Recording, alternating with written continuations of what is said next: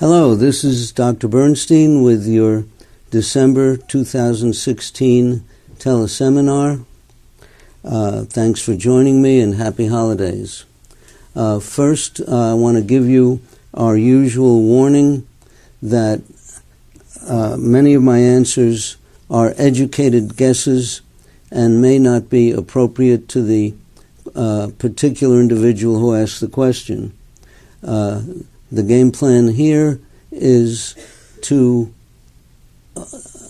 educate a lot of listeners, and I cannot possibly get a complete history and physical on every questioner, so I'm only guessing at the answers, but you may get an education out of this. Our next teleseminar will be on Wednesday, January 25th, 2017. Our special subject for today is individuals hold independent beliefs that affect whether or not they accept scientific findings. And this applies especially to physicians. A recent article in the journal Science has the title that I just read to you. It's actually a subtitle. The title is What I Know But Don't Believe. And this we find is commonplace amongst doctors who treat diabetes, especially endocrinologists. And the article in the journal Science points out that many people, not everybody, are more likely to believe things that their associates believe rather than things that are scientifically proven. And we've seen this over and over in the diabetes field with doctors who espouse high carbohydrate diets, fear fats, think that fats are the cause of diabetes and heart disease, where in truth the scientific evidence points to carbohydrates very strongly. In fact, there have been a wave of articles in recent months showing that the fat myth is really a myth, and that much harm is coming to diabetics via the prescription of high carbohydrate diets, and also the avoidance of normal blood sugars.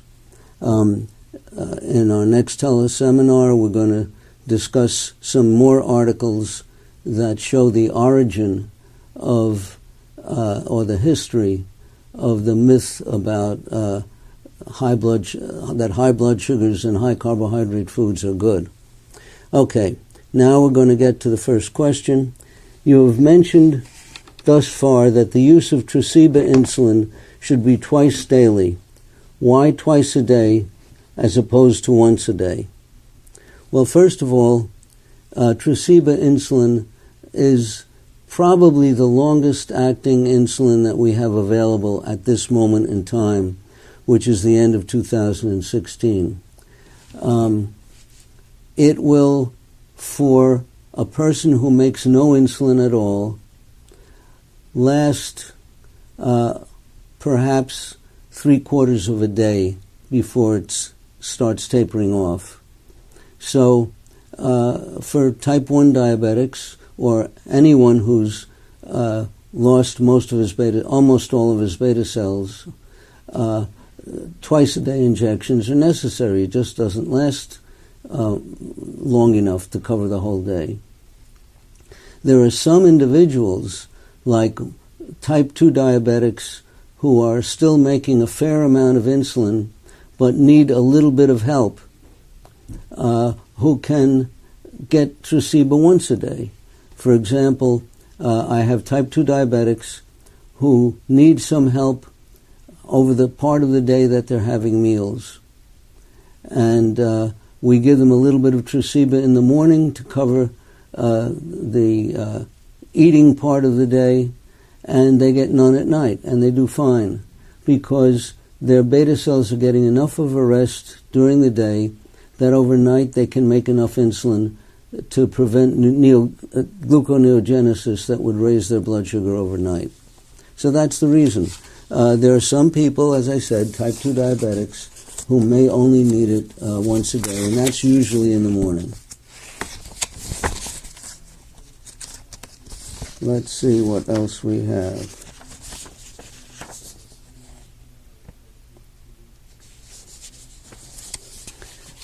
The next question is, for type 2 diabetics, will elimination of the insulin resistance, which is usually caused by obesity, eliminate the diabetes?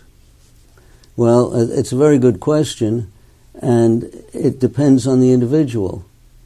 I think there are extreme cases where indeed this will happen, and I've repeatedly mentioned that of a friend of mine who had rapidly gained 100 pounds, became diabetic, was injecting 100 units of insulin a day, and then rapidly lost the 100 pounds, and at least he claimed he was no longer diabetic. Now, he was not a patient of mine, so I can't verify the result, but that kind of dramatic, great onset of weight could possibly transform someone who is on the border into the diabetic range of blood sugars, and taking the weight off might undo this. But that's an extreme situation. Most type 2 diabetics are making the same antibodies and have similar genetic makeups to type 1 diabetics. This is relatively new information, but there's a lot of similarity in the immune systems, except that the type 2s have more beta cells remaining.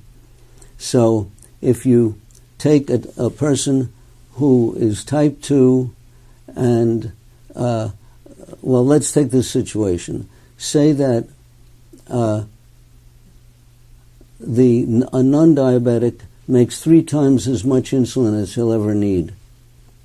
And let's say a person gains enough weight so that he needs 4 times as much as the average person, or as he was making before.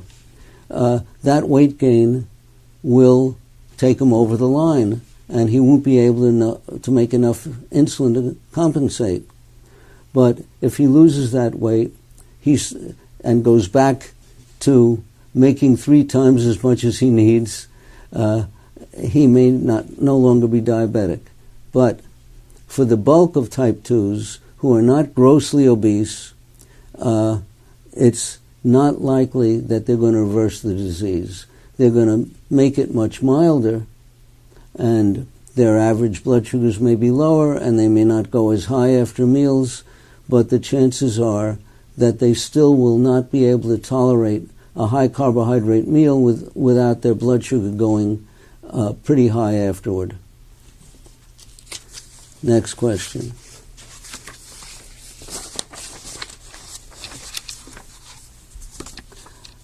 I am a certified diabetes educator with the local health department. I teach mostly people with type 2 diabetes. Today I was called into the office for a reprimand because I am teaching low carbohydrate, high fat as an option to help people lower their A1C naturally without medications. Well, I have to interrupt this educator right at this point. First of all, I do not advocate a low carbohydrate, high fat diet. I advocate a low carbohydrate, high protein diet. If you take fat as your major source of calories rather than protein, you're going to lose muscle mass, and that would be very inappropriate. And I might say that I encounter many people, many new patients, plus strangers on the internet, etc., who are actually following low carbohydrate high-fat, low-protein diets, and that is hazardous. So I do not advocate what this educator is recommending. I was told to teach the ADA guidelines and refer to what the dietitian teaches because she knows best. How can I get our state personnel to realize the ADA recommendations are not evidence-based and there's a better way to do it? Well, what I would recommend, first of all, is that you switch from low-carb, high-fat to low-carb, high-protein.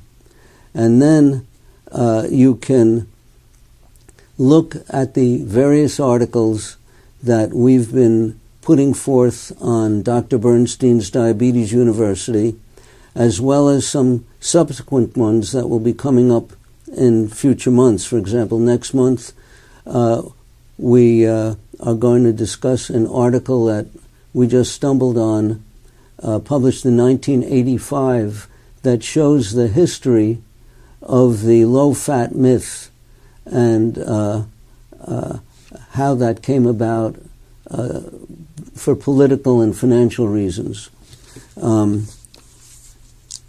You could also show them the article that we just mentioned today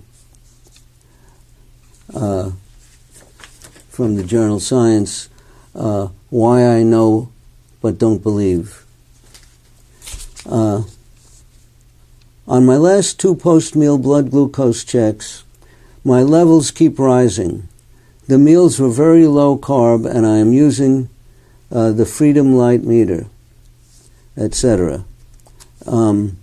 Well, this person is wondering why his blood sugar went up after a low-carb meal. Well, this person may have diabetes, and diabetics frequently will have blood sugar elevations after a meal no matter what they eat. In fact, if you've watched my videos, you've learned that a severe diabetic can eat pebbles and his blood sugar will go up, just stones. It doesn't take carbohydrate, it takes anything that distends the gut. So if you have diabetes, anything will make your blood sugar go up, and you may need medication to prevent that from happening. Now, I might add that even a non-diabetic, if given enough carbohydrate or rapid-acting enough carbohydrate at a meal, will see a blood sugar elevation. If you were a non-diabetic and you drank a quart of milk, there's probably enough lactose to show a blood sugar increase after that meal, or after just the milk. Next question. I know you do not advocate the use of insulin pumps. However, what are your feelings about the Omnipod insulin pump being used by someone who has severe gastroparesis, as it would allow a person to extend a bolus of insulin for meals over several hours and change the basal rate if needed? Well, that's a clever idea, and it would work if gastroparesis were predictable. But the big problem about gastroparesis, or the hallmark of gastroparesis, is its unpredictability. That's why we cannot use gastric emptying studies as a test for gastroparesis, because sometimes the stomach empties normally and sometimes it doesn't when you have gastroparesis. It's only in the very extreme cases that a gastric emptying study will disclose gastroparesis every time you do it. So trying to preset an insulin bolus spread out over several hours the setting is going to be different every time you eat. So you can't predict it in advance. And the real game plan probably is to use medications to speed the stomach emptying. Also, to modify the meal so that the food goes down easily. People with severe gastroparesis usually need liquid meals. So by making the meal emptying more predictable, you can be more likely to have success. Now, if you want to do everything you can to make the emptying normalized or improved, and then use an insulin pump to adjust things, it's a possibility. The one big problem is that once you have scar tissue at your pump sites, the absorption of the insulin from the pump becomes unpredictable. So you're adding an unpredictability to an unpredictability. And you might be better off injecting a mixture of regular insulin and NPH, which slows down the regular, and the proportions that you use depend upon the individual. So it's not that simple a matter. Next question.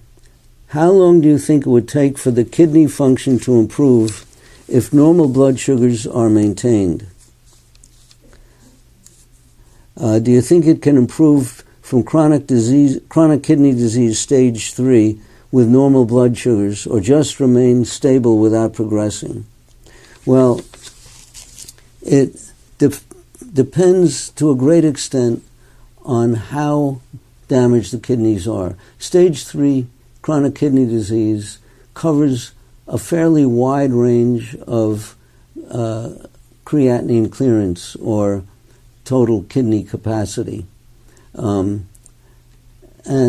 if your creatinine clearance, let's say, is around 50 or above, I think that it's possible to reverse the diabetic kidney disease with normal blood sugars. Not for all of them, but for some of those people. If it's under 40, I'm quite certain that you cannot reverse the chronic kidney disease. But I've had people come in with advanced renal disease, creatinine clearance in the 30s, and kept them stable for years, where just by normalizing their blood sugars, their kidney function doesn't seem to deteriorate. And I might add that part of this is to use a high-protein diet, because you can't have normal blood sugars with a high-carbohydrate diet that many doctors recommend. And it's the high blood sugars that destroy the kidneys. So it all depends what your creatinine clearance is. And then it's a matter of statistics. What diet can my husband follow who is type 2 and now with stage 3 kidney disease? Sounds like the same question. We don't want to add more medications.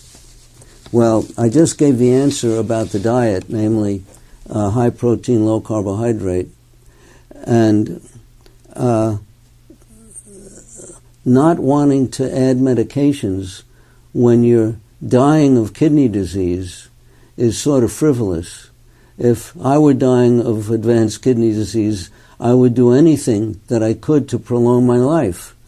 And certainly taking insulin or any other med that would prolong life would be my choice. I don't know why this wife doesn't want her husband to have medication,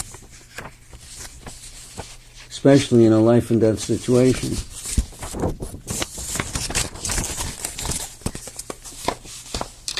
This, by the way, is another problem that I frequently run into with patients. Usually, I'm able to get them to take medications to get their blood sugars down. It's relatively few diabetics that can be treated with diet and exercise alone. What I usually do to get them to agree to medications is to try the diet and extremes of exercise, which I know how to prescribe, and they find that their blood sugars go down, but not to normal. That is, around 83 all the time, they finally agree to medications, and they feel better. Why do you count the carbs in grams and the protein in ounces? It's because protein is sold in ounces usually. You don't catch a fish and find a label that says how many grams he weighs, and it's easy to weigh a fish in ounces. It's also easy to estimate protein portions in ounces. For example, just one moment. I have in my hand a 3 1/4 ounce can of tuna fish, an empty can. So I know that something about this size, if it's not steak, which is denser than fish, would give me about 3 ounces of fish. So it's much easier to measure protein foods in ounces, and the package usually has the number of ounces on the outside of the package. It's just the way it's sold. So that's why we look at ounces. You eat a 3 ounce hamburger, you don't eat a 3 times 28.4 gram hamburger. Okay. Why does switching to this protocol, that is, I guess, the person says, sudden blood sugar improvements, act as a catalyst to speed up lipid deposits in macular edema and peripheral retinopathy? Well, this is utter nonsense. I doubt that a retinologist is telling this to patients, but it might be. I have reversed macular edema caused by diabetes a number of times just by normalizing blood sugar. And of course the retinologists are always astounded, but they verify it by their own examination. The one catch with regard to rapid lowering of blood sugars and retinopathy, as opposed to macular edema, has to do with the serum level of IGF-1. This was something that was pointed out years ago by Ernst Schantelau, a very knowledgeable professor in Germany. He noticed that if someone had high serum IGF-1 levels, that's insulin-like growth factor, and also had retinopathy, if the blood sugar were rapidly normalized, the retinopathy would get worse. So, for that reason, every new patient that comes into my office, even before I see them, gets a big battery of blood tests that include IGF-1, because I want to know when they come in whether they're going to be at risk for making any retinopathy worse if we rapidly improve their blood sugars. So if the IGF-1 is elevated and they have retinopathy, which usually means microhemorrhages and whatnot, not macular edema, we will be careful to slowly lower the blood sugar. But rapid reduction of blood sugar otherwise does not adversely affect macular edema. We've found it to reverse macular edema if we catch it early enough. For a type 1 or 2, is fasting for 2 days a week a good idea? I don't think it's a good idea, because chances are you will lose weight, but you will lose both fat and muscle. And the chances are that you'll lose more muscle than fat. at least in terms of calories. So why would you want to reduce your muscle mass? The body has a backup system for preserving blood sugar even if you're not eating. And that backup system is to convert protein into fat, into glucose. But where's the protein going to come from if you don't eat? It's going to come from your muscles. So, tain't a good idea.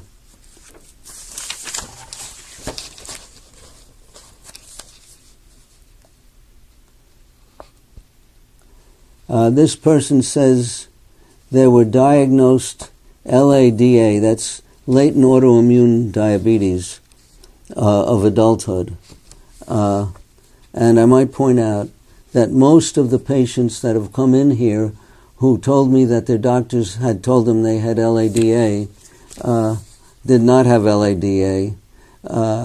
It's a rare diagnosis that is commonly given to patients. So it's a rare disease, but the diagnosis is common, and it's a misdiagnosis usually. Now, what's the question here?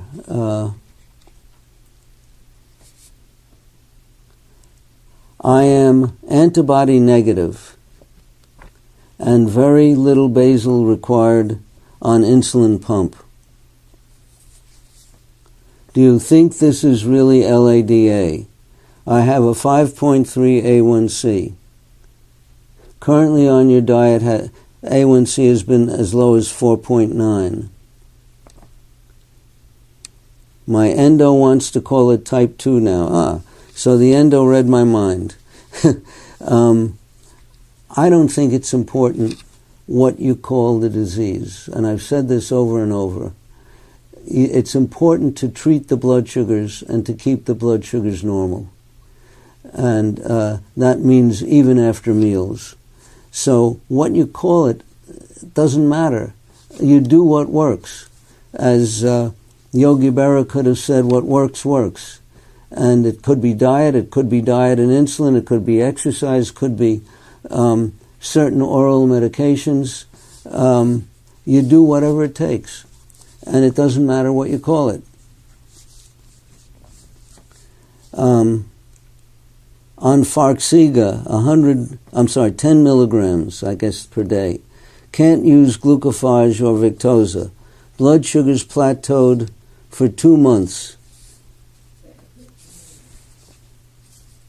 Average 12-point rise 2 hours after meals and 20-point rise overnight. Last A1C was 6.6. Doctor is satisfied. Won't put me on any other meds. How do I get normal blood sugars? Do I have to wait another 6 months until I lose the rest of my excess weight? Well, your doctor does not believe in normal blood sugars. So what do? You could either collect all the literature that we've been promoting from the scientific journals over the past few years, or that look at my videos, which have many of these articles, or you find yourself a new doctor. And we've been through that before. Probably the best way to find one is to ask your neighbors and friends if they have a kindly family practice physician who would be willing to consider the preferences of the patient. There are many doctors that are fearful of violating ADA guidelines, that if they got sued, they would not have the ADA behind them. But these are not physicians who are thinking about the needs of the patient. Next question. My question regards exercise and its effect on raising blood sugar and how high it should get and how quickly. Well, this person then gives examples of how his or her blood sugars go up after exercising. There's no rule that says that your blood sugar should go up after exercise and it should go up a certain amount, and how long. What we try to do is prevent it from going up after exercising, and that may require a variety of treatments for different individuals. For example, if you exercise in the morning, there's more of a chance that your blood sugar will go up than if you exercise in the afternoon. So for those people where there's a difference, we have them exercise in the afternoon. If they cannot exercise in the afternoon and can only exercise in the morning, and they're type 1 diabetics, we might give them insulin injections to cover the exercise. One injection of a small amount of rapid-acting insulin, maybe a half hour before the exercise, might do the trick. For some people, a rapid-acting oral agent like fast-acting glucophage a couple of hours prior might be the trick. It's trial and error what you do to prevent the increase. A common increase in exercise we see in children who partake in team sports, where when they're doing practice, their blood sugars don't go up, but when they have a real game, the anxiety raises their blood sugars, and we give them propranolol, a beta blocker, to prevent the effect of epinephrine, their own epinephrine upon their blood sugars. So there are tricks to prevent the increase. You don't want to seek an increase or expect an increase, you want to prevent it.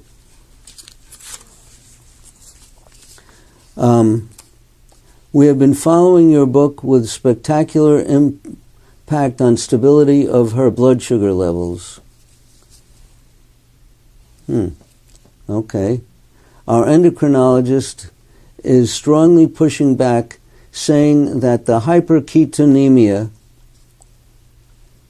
increases oxidative stress, which is a problem in the long term. This is utter nonsense. And we've been through this before. First of all, we all know that high blood sugars increase oxidative stress, and that ketones in the blood are essential for the survival of the human race. Most of the history of humanity had periods of famine. And to survive during a famine, you need to metabolize fats, and a byproduct of fat metabolism is the production of ketones. And the ketones then serve as an excellent substrate for the brain. The brain can live off of ketones, and this is how our ancestors kept their brains alive.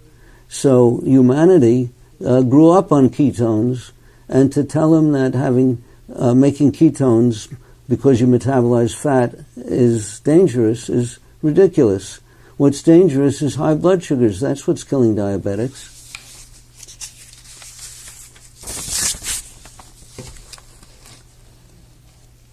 Let's see.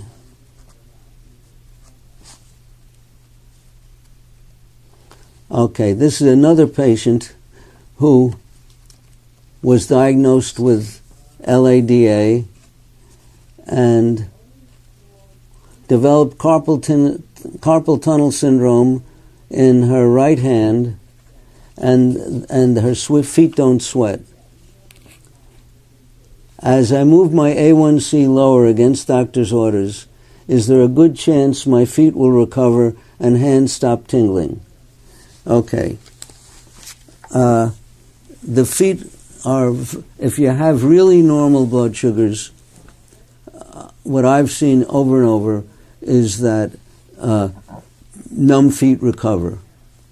But they usually go through a period of what's called nerve resprouting that can result in what podiatrists call lancinating pain, utterly severe pain, but it's over in a couple of months when the nerves fully heal. So indeed, we could get recovery of the nerves and restoration of sensation eventually. Now, as far as the carpal tunnel syndrome goes, that is not caused by neuropathy. although many doctors may think so. It's caused by glycation of collagen in the carpal band. The carpal band is a band of collagen around the wrist that protects the underlying arteries and nerves. And when blood sugars are high, collagen gets glycated. Glucose sticks to it, makes it stiff, makes it get thicker. And it presses on the median nerve in the wrist, causing the tingling or pain or even paralysis. And this is different than neuropathy. Normalizing blood sugars does not get rid of the glycated collagen because collagen has a very long half-life in the body. In a young, healthy adult, non-diabetic, collagen has a half-life of 15 years. In an older person, it might have a half-life of 30 years, so it's going to be around a long time. And we do have a trick for treating this. I've only started to use it, so I cannot be absolutely sure that it's going to do the trick. I've used it for another condition, another complication of diabetes called Dupuytren's contracture, and that's a mixture of collagenase, which is an enzyme that dissolves collagen, mixture of collagenase and DMSO that gets applied to the skin around the carpal band, and it gets absorbed through the skin, reaches the carpal band, and dissolves the collagen. This will probably work. We usually put in, let's see, just have to think a minute, 8 parts of DMSO to 1 part of collagenase. The purity of the DMSO can be about 99%, doesn't have to be 99.9 or 99.99. What the plain 99% DMSO is adequate. All of this should be prescribed by a physician. There are some hazards to using this frivolously, so you should be under a physician's care for using this stuff.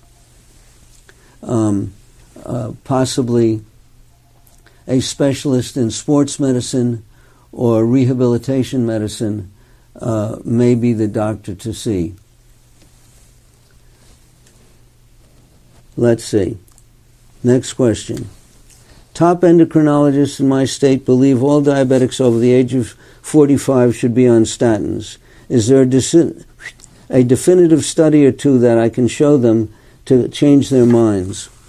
Well, I believe that in one of my teleseminars about a month ago, I showed a cover of the Journal of the American Medical Association where there were a number of articles challenging the current guidelines for using statins and pointing out that there was no hard evidence to support the use of statins in what's called primary prevention, that they appear to be of value in secondary prevention. Now, secondary prevention is people who already have heart disease. Primary prevention is people who don't have heart disease. And then do you use it for people who don't have heart disease but have high risk? Or do you use it for people who don't have heart disease and have very low risk? Well, the guidelines advocate giving it to everybody.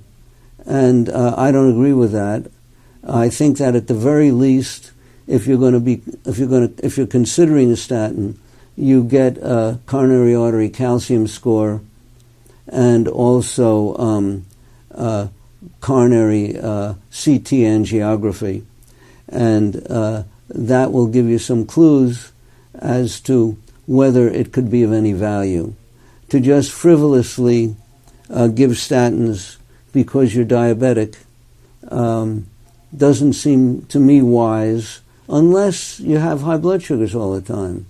And if you have a long history of elevated blood sugars and your doctor is not helping you to secure normal blood sugars, then you are at high risk, and maybe the statins can be of aid.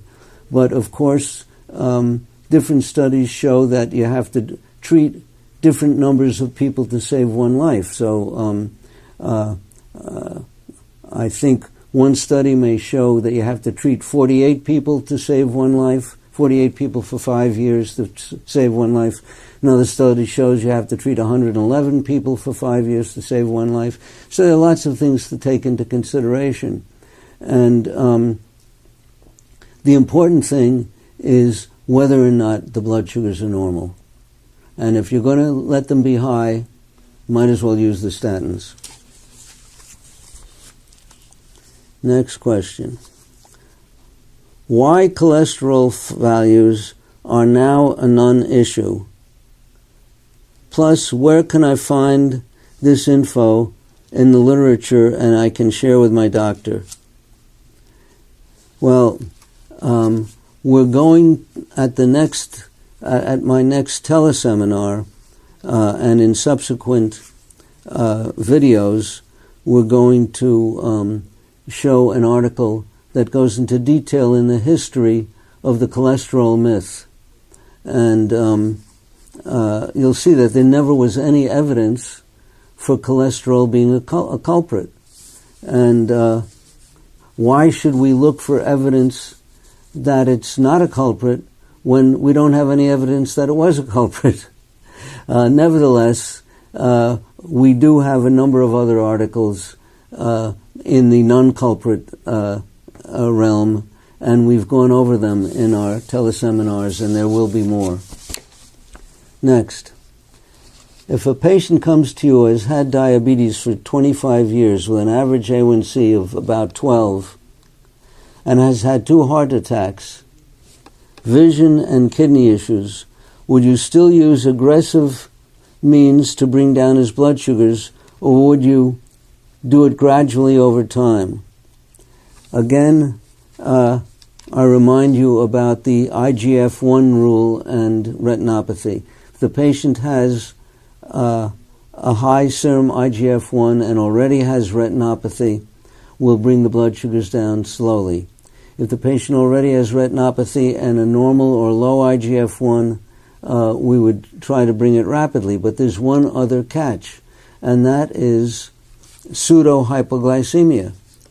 Many people who get used to high blood sugars will feel symptoms of hypoglycemia if their blood sugars are normalized.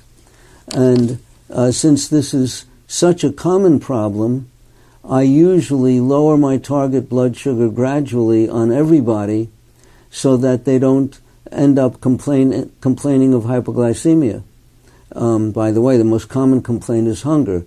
So if the average blood sugar's been 180 and you suddenly bring them down to bring them down to 120, they're going to be hungry and very possibly have other symptoms of hypoglycemia. So we might go from 200 down to 160 or 140, and then do it gradually so that they don't experience signs of hypoglycemia.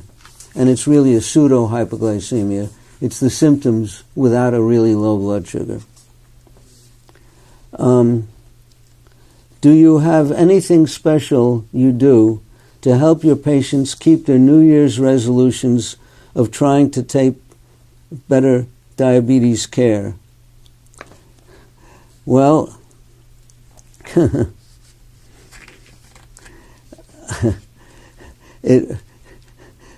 it's a hard question to answer.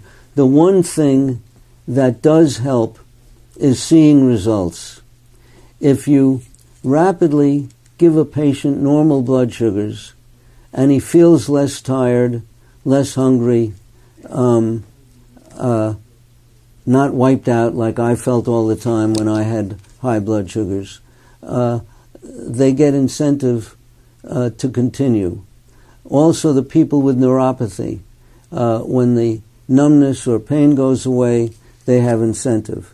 The men with erectile dysfunction, when they get reversal of the erectile dysfunction with normal blood sugars, they will tend to want to continue the normal blood sugars. That's all I can think of. I guess we've tried some psychiatric techniques like EMDR, which I think we've spoken about on at least one of my videos. And we're looking into newer techniques also. I am 82 years old and have been type 1 for 4.5 years. It seems to be more difficult for someone my age to control blood sugar than it would be for a 50-year-old. Am I trying hard to maintain control at my age? A1C was 7.3 3 months ago. Well, that's a pretty high blood sugar. It's an average blood sugar about 152, which is about double normal. And as far as going through the effort of normalizing your blood sugar, you could make a guess as to how many years you expect to live or want to live. If you only want to live 3 more years, why bother? But if you want to live another 10, 15 years, which I'm hoping for, I'm your age, I would do my best to have normal blood sugars. It's your choice. I don't find it any more difficult at age 82 than it was when I was 40. If anything, it might be a little easier.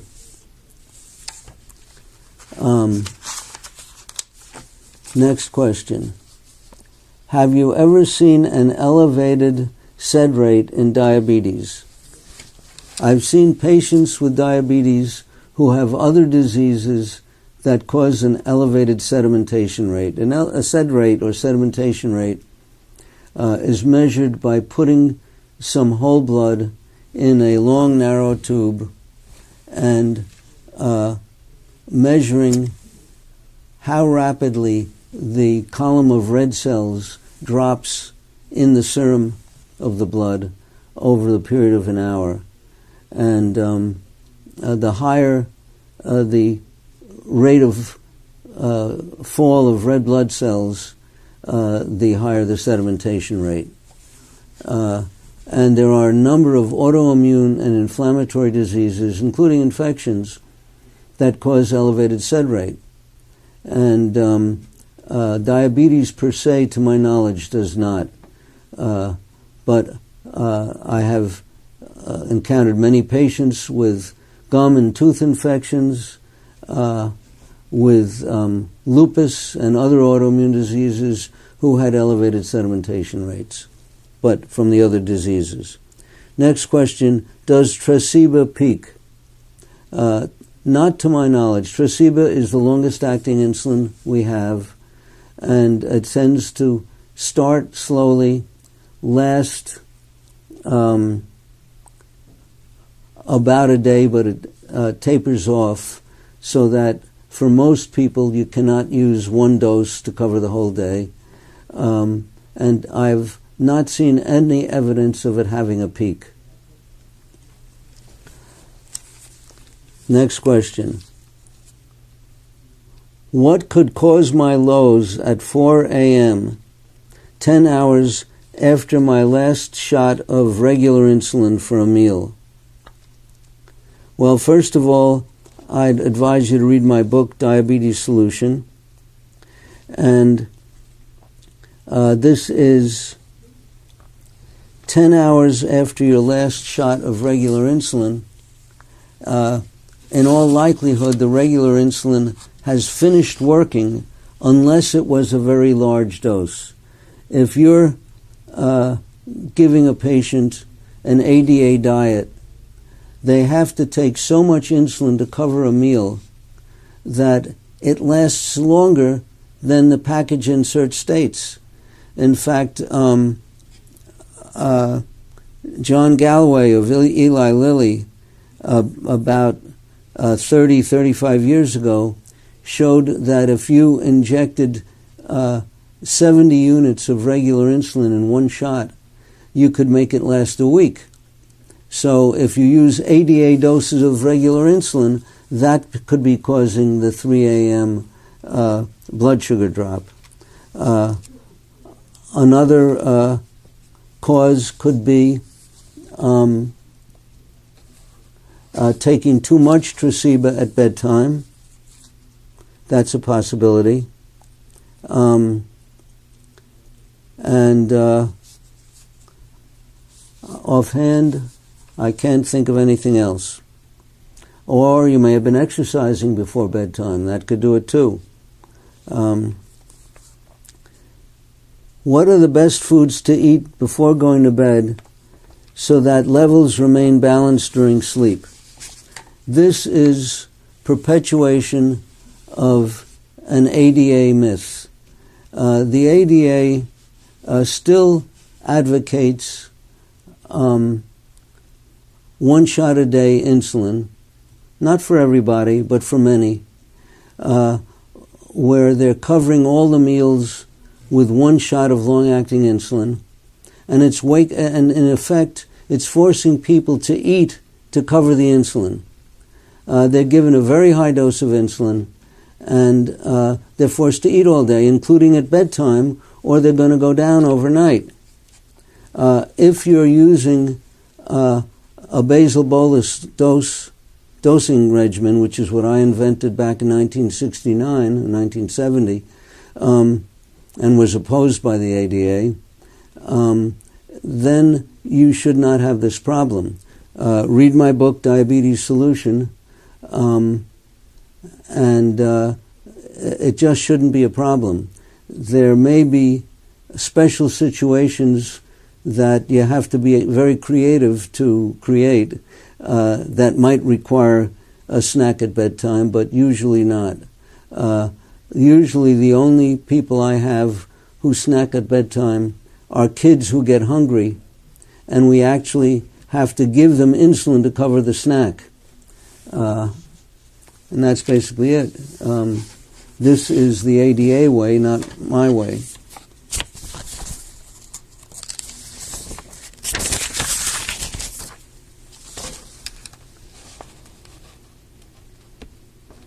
Does no serious complications after 50 years of diabetes indicate that my treatment regimen is good, even if it is less strict than yours?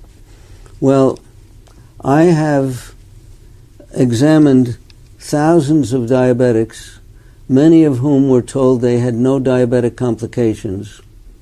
And with the exception of maybe 3 or 4 patients over the years, I've found 15 to 20 complications on physical exam of every patient that I've examined. So I'm willing to bet that if I examined you, I'd find at least 15 to 20 different complications. So just because someone told you you don't have any, don't think that that's necessarily the truth. Next question. My doctor says that if blood sugar is back to 140 2 hours after a meal, that is good, since there is no evidence that spikes do harm. Well, in fact, I've shown on my videos the header page of articles saying that up and down spikes of blood sugar are more hazardous than a steady state elevated blood sugar. So it's out there in the literature. If you want to look at all my videos, you'll come across the one that shows that particular article. But even the ADA people know that it's the up and down spikes that are especially harmful. And you may want to find a doctor who's more up to date. Next question. What is your opinion on improving gut microbe diversity with probiotics? Well, I advocate the use of probiotics for people who take antibiotics to cure infections, because the antibiotics can destroy your own microbiome, and we try to preserve it. But adding probiotics in a haphazard way that bear no relation to what microbiome has evolved in your own intestines over the years could be asking for trouble. And I've seen people who've developed chronic diarrhea that stops as soon as they stop the probiotic.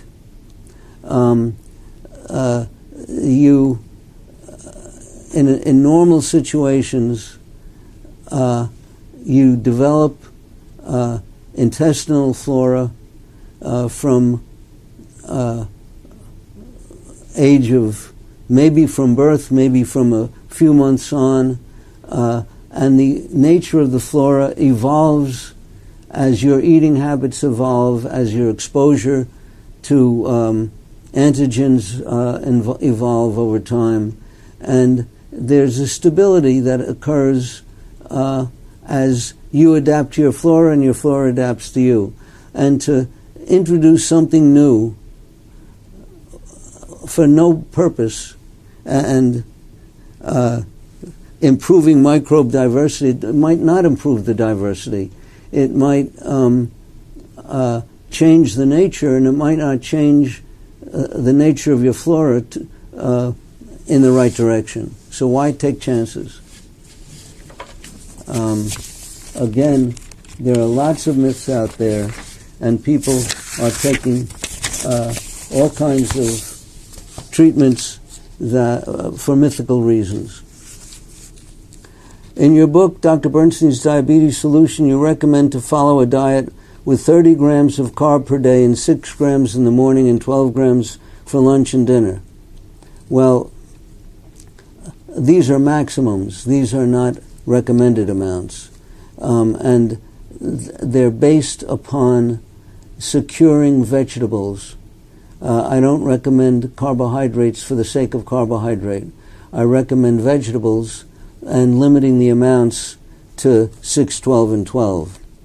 In your practice, did you observe if the weight and size of a person can influence a higher or lower need of carbohydrate for energy?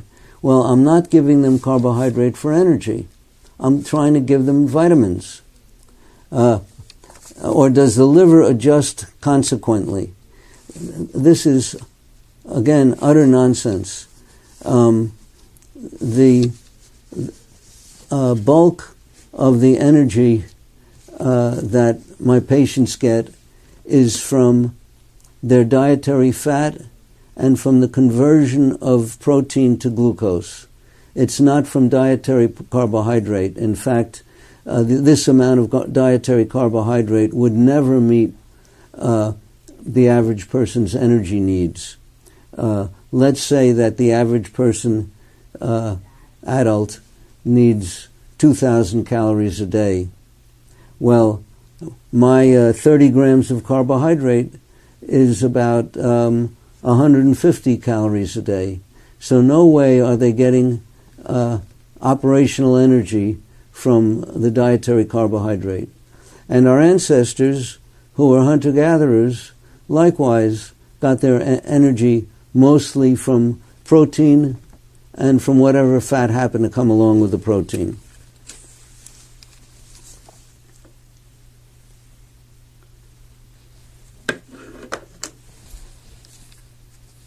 Type 2 using 7 and 6 units of insulin daily. I guess that's twice a day, long-acting. After starting your diet, lowered A1C 3% and lost 10 pounds. Now I have a lack of energy. My guess would be that maybe your free T3 came down because reducing dietary carbohydrate can reduce free T3, the thyroid hormone, and you should get your free T3 and free T4 tested by the methods that we've advocated on my teleseminars. It could also be that your blood sugars are too low, then you're getting hypoglycemic, and maybe that's why you're tired. You should be measuring your blood sugars, not just looking at your A1C. Well, as I said before, our next teleseminar will be 25th of January 2017. Thanks so much for listening. Happy holidays and a happy new year to all of you. Thank you.